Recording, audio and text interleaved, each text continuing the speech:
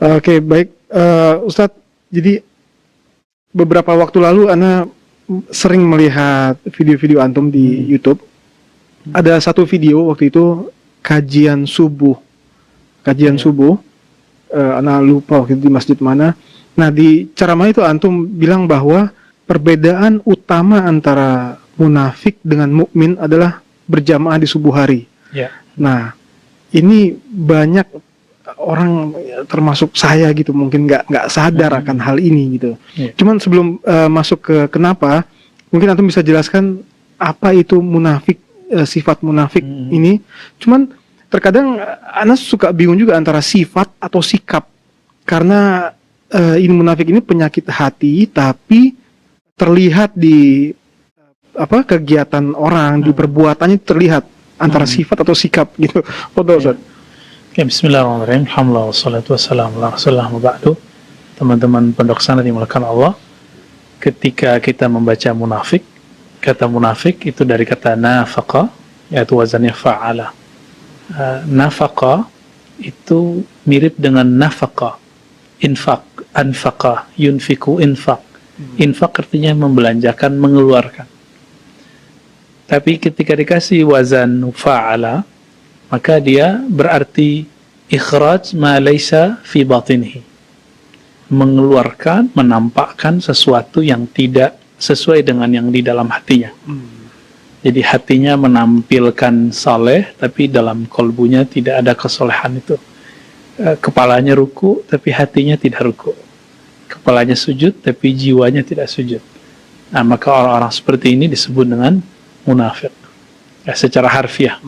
Jadi setiap aktivitas yang berbeda dengan lahir dan batinnya, artinya batinnya sebenarnya busuk, tapi yang ditampilkan baik, maka disebut munafik. Dan tidak ada kita yang selamat dari itu. Jadi ketika tadi Habib mengatakan, saya khawatir, betul, saya juga khawatir tentang diri saya sendiri. Karena inilah kata Sayyidina Al-Hasan Al-Basri, murid Sayyidina Ali, karamallahu wajhah, ma khafahu illa mu'min. Dalam hadis Bukhari di judul bab, terjematul bab, dikatakan tidaklah merasa aman dari kemunafikan itu, baik sikap ataupun sifat, kecuali dia mukmin. Insya Allah kita mukmin. Ya. Wa ma aminahu illa munafik. Siapa yang merasa dia tidak munafik, maka dialah munafik. Jadi kita setiap hari harus menuduh diri kita, kamu munafik, saya munafik, dan kita punya kemunafikan itu setiap hari. Masya Allah. Nah, cuman kenapa pembedanya ini sampai ke sholat subuh? Ada apa dengan sholat subuh dan isya juga gitu? Okay. Ada apa dengan sholat subuh? Yang paling indah kalau kita baca itu dengan asbabun nuzul, asbabul wurud. Karena hadis itu pasti ada kronologisnya. Jadi kata Ubay bin Ka'ab radhiyallahu taala anhu, ketika kami sholat subuh, lalu selesai sholat, Nabi SAW mengabsen. Hal syahida fulan? Hal shalla fulan?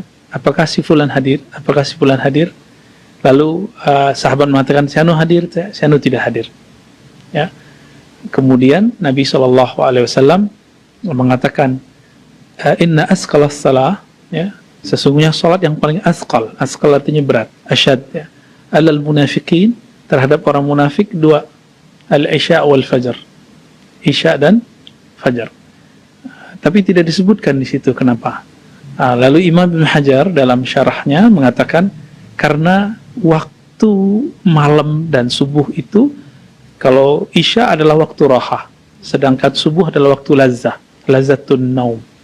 Jadi kita rehat, kita santai di rumah, itu yang kita suka. Sedangkan subuh itu waktu lezatnya tidur. Lalu ada yang kedua, kata beliau, isya dan subuh ini adalah waktu seorang mukmin membuka rahasia-rahasia tentang dirinya, tentang agamanya, ya, tentang jiwanya. Ya, yafuzu bihil mu'min, yang seorang mukmin mendapatkan keuntungan rohani di sana. Nah, sedangkan mereka tidak mengolah rohaninya di saat-saat itu. Jadi pembeda abadi antara seorang mukmin dengan munafik itu dilihat dari lailnya, malamnya ngapain. Awal malam sama ujung malam. Itulah isya dan subuh. Nah, berarti kayak begitu dibilang berjamaah sholat subuh, itu mungkin setengah orang yang munafik gitu, setengah orang Islam yang munafik, karena jarang sekali orang yang sholat subuh berjamaah. Dan kalaupun misalnya dia berjamaah di rumah, misalnya dengan istri gitu kan, setidaknya ada dalam 1 bulan tuh seminggu dia nggak berjamaah dengan istri karena istri berhalangan gitu misalnya. Berarti ada seminggu setiap bulan tuh dia adalah orang yang munafik gitu misalnya. Nah itu apa seperti itu? Hadis yang tadi itu berbicara tentang taksimul munafikin, sebenarnya pembagian munafik. Jadi munafik itu terbagi 2. Kalau di Quran setiap kali ada ancaman bagi orang munafik, ya, wabasyiril munafiqin, beri kabar ke orang munafik bahwa mereka dapat azab yang pedih gitu ya. Itu adalah munafik yang kubra. Jadi ada nifak yang kabir, yang besar, ada nifak yang saghir. Nifak yang kabir itu yang memenuhi 4 pencirian yang Nabi katakan ayatul munafik 4, ya, atau 4 ciri-ciri orang munafik ada 4. Itu kita sudah hafal dari kecil ya, berkalam bohong, berjanji suka ingkar, diberi amanah khianat, jika bermusuh-musuhan dia berdendam kusumat. Di hadis lain 3, dan di Bukhari itu dikatakan siapa yang mempunyai salah satu karakter itu berarti ada munafik kecil dalam dirinya. Kira-kira begitu kalau kita terjemahkan secara bebas. Tapi kalau sudah mencukupi 3 itu atau 4, maka dia sudah disebut munafik wusta atau munafik yang kubra. Jadi jika dibagi 2, kecil besar, atau dibagi 3, kecil menengah besar. Seperti itu. Dan orang yang tidak hadir waktu sholat subuh belum tentu dia munafik yang besar itu. Mungkin dia mempunyai masalah sendiri. Tapi hadis ini bukan untuk menilai tetangga atau teman. Hadis itu untuk kita sendiri. Ya. Masya Allah, Masya Allah. Nah, di surat Al-Munafikun di situ Allah menyebutkan kata waspada. Kata waspada. Nah, ini gimana waspada yang benar gitu? Karena kalau salah-salah kita suzon justru, langsung ngecap gitu kan. Padahal mesti kita waspada gitu. Nah, seperti apa sih waspada? Atau bukan kita suzon, tapi misalnya kita menceritakan ke keluarga gitu bahwa dia ini orang munafik gitu. Tapi waktu kita menceritakan keburukan dia yang lainnya pun kita masukin juga, kita jadi gibah gitu misalnya. Nah, sebenarnya waspada itu seperti apa yang dianjurkan itu? Ya, Al-Qur'annya surat Al-Munafikun kan menyebut fahdharhum qatalahumullah anna yufakun. Berhati-hatilah terhadap mereka, kan begitu. Tapi ayat ini bukan berbicara tentang munafik yang kecil. Ini munafik besar, yaitu seperti Abdullah bin Ubay bin Salul. Itu munafiknya besar. Jangankan orang biasa, ya, istri Nabi pun dia tuduh yang macam-macam. Dan munafik rata-rata mereka bermain dalam hal-hal yang strategis. Jadi ini bukan masalah-masalah yang kecil-kecil ya. Jadi fahzarhum di situ artinya berhati-hati terhadap mereka, artinya jangan sikoh terhadap mereka. Jangan kita percaya dengan kalamnya, karena di ayat awalnya itu dikatakan wa idza ra'aitahum tu'jibuka ajsamuhum. Jika engkau melihat mereka, kamu akan takjub, tertarik dengan jisimnya. Jisim ini kan penampilan zahir. Jika mereka berbicara, kamu akan tertarik dengan kalam-kalamnya, karena kalamnya itu pasti dipoles, menarik, sangat menarik. Jadi ayat ini sedang mengatakan fahzarhum, bukan berarti kita tidak berinteraksi dengan mereka. Pasti kita berinteraksi, atau jangan-jangan sifat itu ada pada kita. Fahzarhum ini juga bisa diartikan hati-hati terhadap mereka, hati-hati terhadap sifat mereka kalau ada dalam dirimu. Bisa juga begitu. Masya Allah.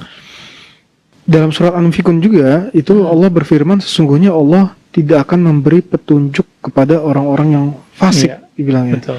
Nah, ini munafik ini termasuk fasik atau fasik termasuk munafik?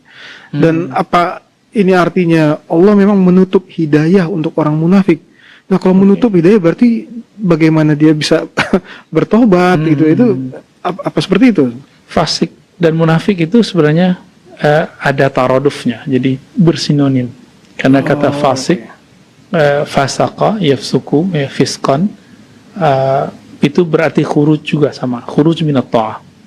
Jadi orang yang keluar dari taat disebut dengan fasik. Sedangkan munafik yang menzahirkan yang berbeda dengan dalam dirinya. Jadi ujung dari kemunafikan itu adalah orang jadi fasik.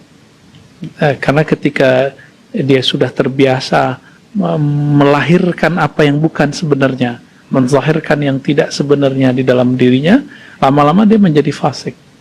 Maka ayat ini mengatakan sesungguhnya Allah la yahdil qaumal fasikin.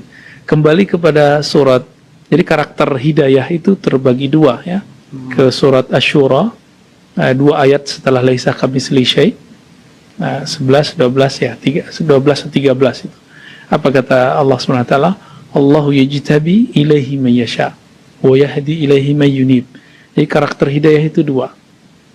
Pertama, ada orang yang Allah ambil, seperti para nabi, para wali. Ada yang diambil utuh, sama akal-akalnya hilang, majzub. Kita kalau di Jawa disebut majdub. Ya. Ada yang diambil separuh, seperti kita, ya semoga kita termasuk, ya. Diambil separuh lalu dibiarkan pikiran ini bergerak sendiri. Nah, maka kita masih ada yang kita syak di dalam diri kita, atau pertanyaan-pertanyaan dalam hati. Yajtabi, Allah pilih. Jadi para wali, para nabi, para rasul, itu bagian ini. Tapi ada yang kedua, wa yahdi ilaihi may yunib. Yang Allah kasih jalan hidayah itu yang yunib. Yunib anaba. Anaba ini yang mau datang dan sadar kepada Allah Subhanahu wa taala. Munafik itu tidak pernah sadar bahwa dia munafik. Dia tidak mau mengakui bahwa dirinya salah. Ya, mirip-mirip psikopat lah. Jadi kenapa Allah suka kepada pendosa yang sadar? Karena dia mau sadar, bukan dosanya.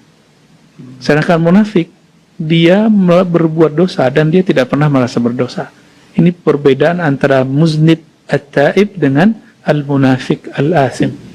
Ini beda, jadi antara orang yang berdosa tapi mau sadar dengan munafik tapi psikopat. Itu berbeda selalu. Munafik ini nggak berhubungan dengan ilmu, Ustaz, ya?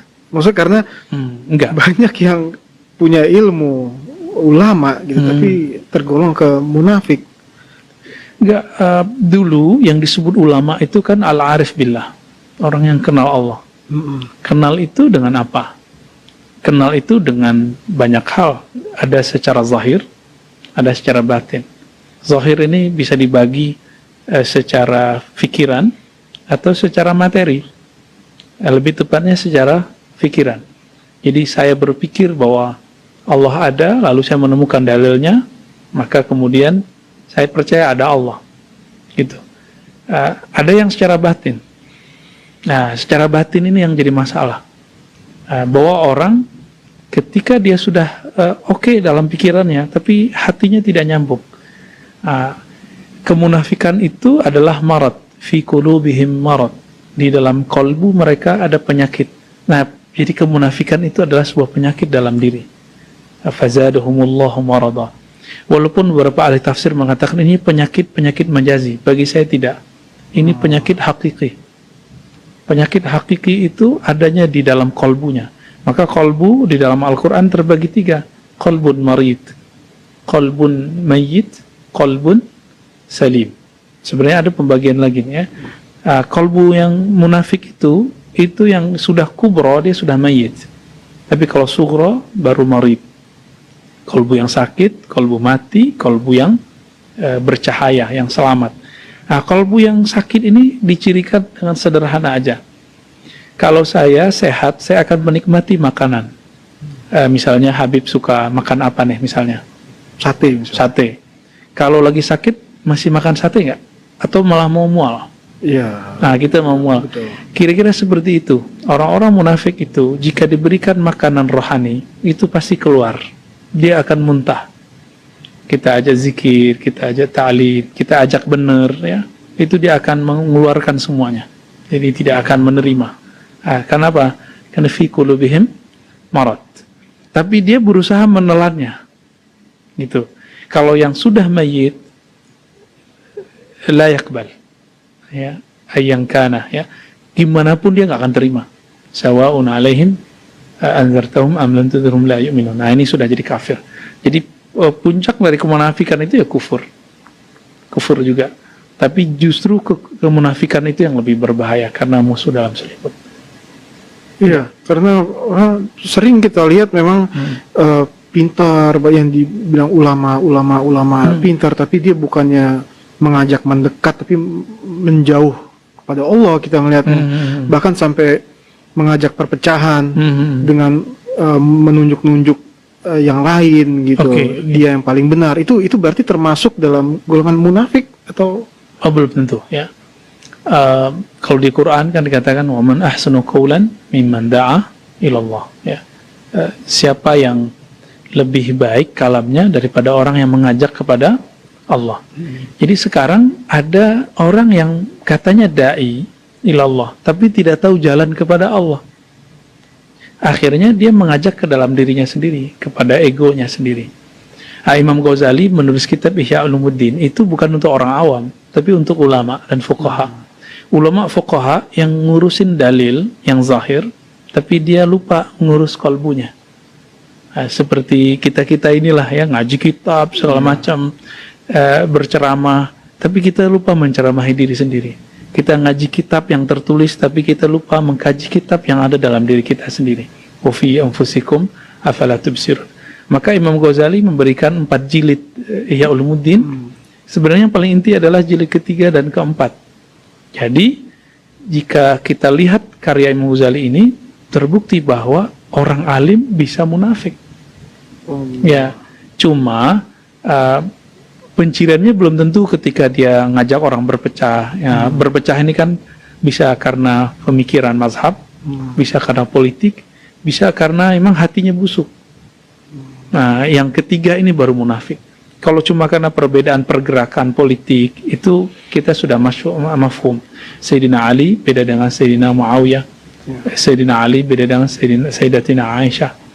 Jadi para sahabat pun beda. Sayyidina Umar itu berbeda dengan orang-orang Ansar. Jadi ikhtilaf siyasi. Perbedaan politik bukan berarti perpecahan umat. Tapi perbedaan iman baru berbeda. Orang-orang seperti ini yang kita sebut munafik. Iya, yang berbahaya lah. Iya. Kalau ini banyak kita kan ketemu orang-orang yang seperti ini nih di keseharian gitu ya. Sebagai contoh misalnya di kita berbisnis atau berdagang gitu. Karena orang munafik ini pintar biasanya. Terlihat pintar gitu kan, dia bisa masuk sana, bisa masuk ke sini, seperti bunglon dia ini. Nah, ada bisnis kita atau dagangan kita yang jadi karena bantuan dia misalnya gitu loh. Ini gimana kita menyikapi ini nih? Apa kita mesti karena dia terlihat membantu kita gitu. Ya, jangankan orang munafik, orang yang soleh saja ketika membantu seseorang belum tentu niatnya tulus membantu orang. Bisa jadi ingin memperkaya dirinya sendiri. Apalagi munafik. Bedanya munafik la yufarriq bainal halal wal haram ya. Dia tidak lihat halal haram. Ya. Kalaupun dia mau mendekat kita itu karena dia ingin memperbesar bagiannya. Di masa Nabi SAW ketika Ubay bin Ka'ab dan para sahabat lain yang menceritakan tentang ada beberapa sahabat yang tidak ikut berperang ya. Misalnya Al-Ashja'i ya, ada beberapa lah. Sahabat-sahabat ini ketika tidak ikut perang, mereka tidak membuat alasan dan juga tidak minta jatah dari hasil ghanimah. Ya, ada puluhan, sekitar 50-an munafik. Jadi orang munafik tidak disebut sahabat. Ini perbedaan istilah kita dengan kelompok yang benci dengan sahabat ya. Mereka menyebut sahabat itu munafik. Kita ahlu sunnah tidak pernah menyebut munafik itu sahabat. Jadi tidak boleh ada kalimat inda sahabah munafikun. Di kalangan sahabat ada munafik. Ini diksinya salah. Berarti tidak faham ilmu akidah dan ilmu hadis. Mereka di antara yang munafik ini datang kepada Nabi SAW membuat 1000 alasan kenapa tidak ikut perang, yaitu sakit dan segala macamnya. Supaya apa? Supaya dapat ghanimah. Supaya dapat harta rampasan perang. Sedangkan ada 3 sahabat, dia tidak mau buat alasan. Mereka mengatakan, kami tidak ikut perang karena emang kami tidak ikut perang. Jadi tidak ada alasan. Nabi ajar mereka untuk membersihkan kolbunya selama 40 hari tidak disapa, dipisahkan dari istri. Apakah mereka berubah lillahi ta'ala atau tidak? Jadi ini salah satu terapi kalau mau membebaskan diri dari kemunafikan, yaitu bermujahadah selama 40 hari. Nah, ini dari hadis Imam Muslim. Wow, Masya Allah. Ya, tadi antum nanya gimana interaksi kita dengan mereka ya? Iya, interaksi. Secara zahir, karena setelah Huzaifah al-Yamani tidak boleh lagi kita mencap orang munafik secara mutlak, maka kita pakai ayat fahzarhum, cukup hati-hati. Ya, jadi tidak boleh ngecap. Siapa tahu besok dia menjadi orang soleh. Ya, atau kita bisa jadi hari ini munafik, besok menjadi benar. Tapi kalau sudah munafik kubra, ini tidak akan pernah bisa benar.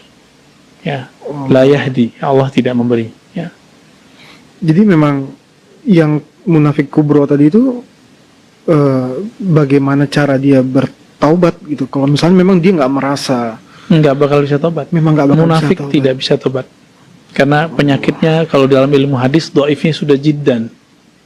Doifnya, jadi doif biasa bisa naik jadi hasan, bahkan jadi sahih. Sedangkan mereka ini doifnya sudah jiddan, sudah parah. Namun Sidi Ahmad Tijani dalam kitab beliau Al-Fathur Rabbani mengatakan ini hanya bisa diselamatkan jika bertemu dengan ahlullah. Tapi sekelas Abdullah bin Ubay bin Salul itu nggak selamat. Cuma karena Rasulullah husnuzannya tinggi. Rasulullah ini pemaaf, walaupun pernah disakiti, tetap menyolati beliau. Itulah akhir sholat beliau terhadap orang munafik. Jadi Nabi sendiri berusaha bermuamalah sebaik mungkin.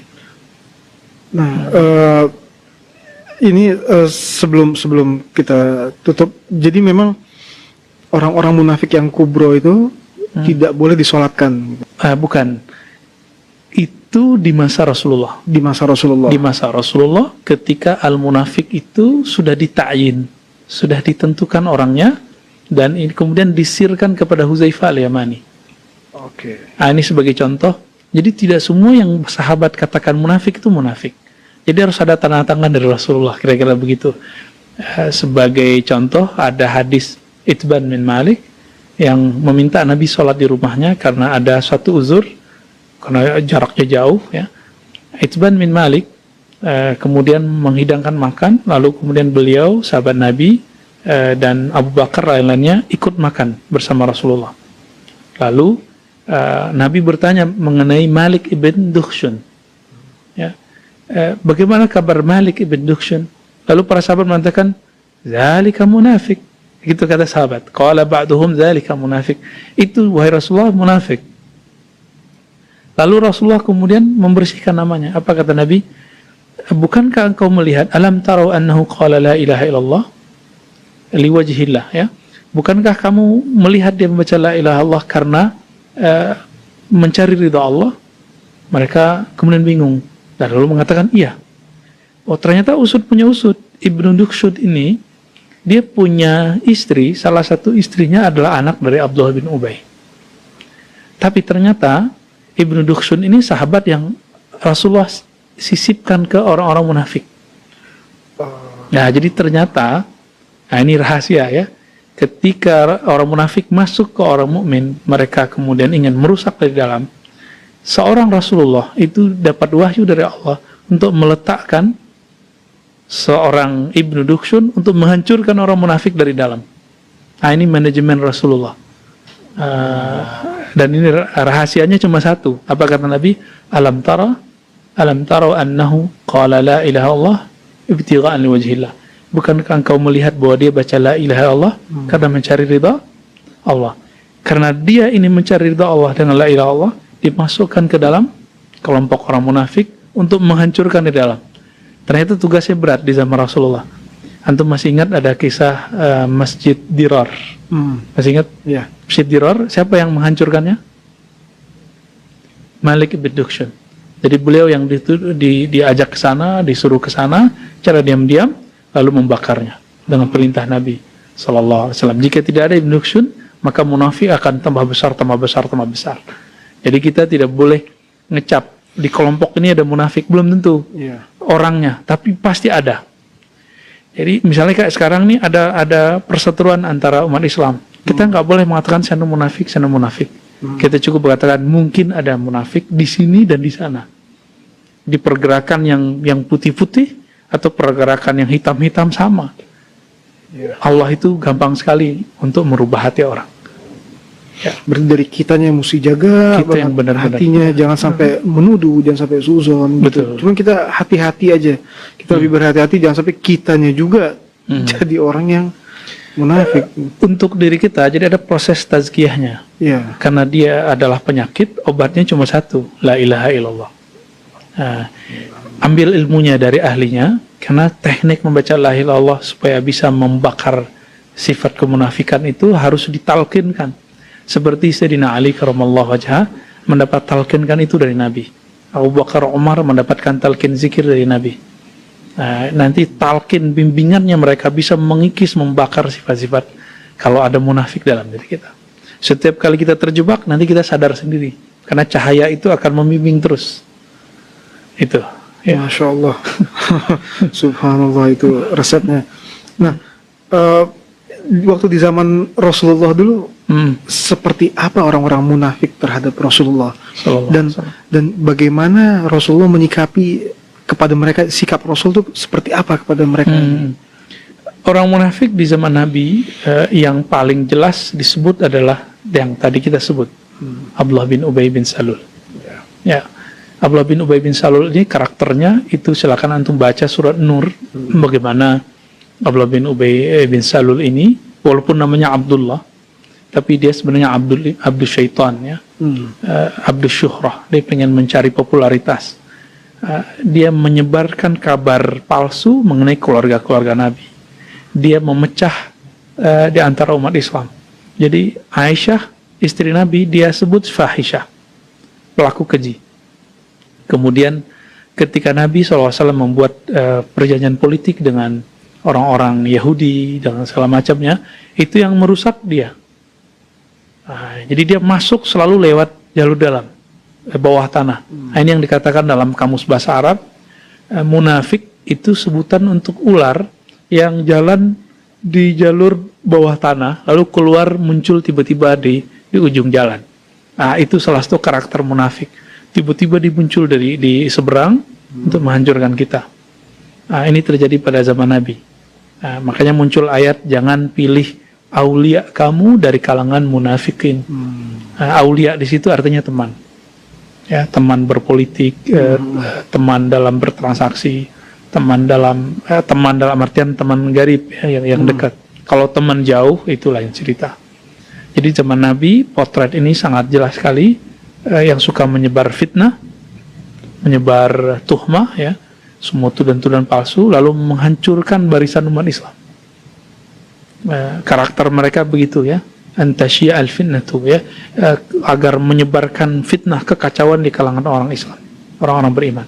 Yang antum lihat hari ini, kan ulama kita sekarang mulai kacau, para habaib kita mulai mengkritik. Ya, sebenarnya bukan salah mereka, tapi ada orang yang menyusup di antara mereka. Ini yang harus kita kejar, ini orang. Ya, ini yang kita harus hajar mereka, ya, supaya kembali lagi kepada khitah yang sudah ada. Innamal mu'minuna ikhwah. Ya.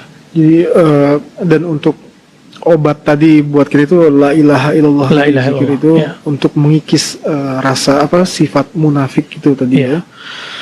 Masya Allah, alhamdulillah, terima kasih banyak Ustaz Razi.